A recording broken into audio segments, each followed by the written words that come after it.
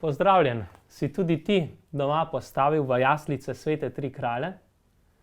V Svetem pismu je o njih zapisano takole. Stopili so v hišo in zagledali dete z Marijo, njegovo materjo. Padli so preden in ga počastili.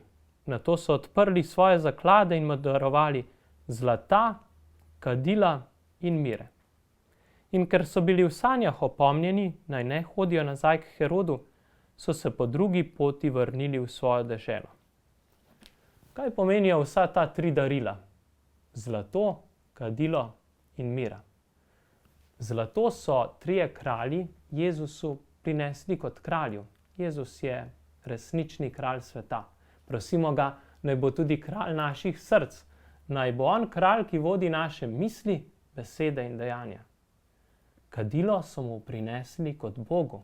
Kadilo nas spomni, da je Jezus pravi Bog in pravi človek. Miro pa so v Jezusovem času uporabljali pri pogrebih.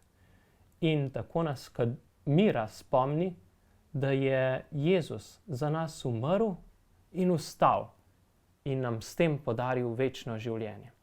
Poleg treh daril pa bi ti želel povedati še nekaj. Ko so se trije kralji vračali od Jezusa, so se vrnili po drugi poti. Spremenili so se. Drugačni so postali. Res, srečanje z Jezusom nas spremeni.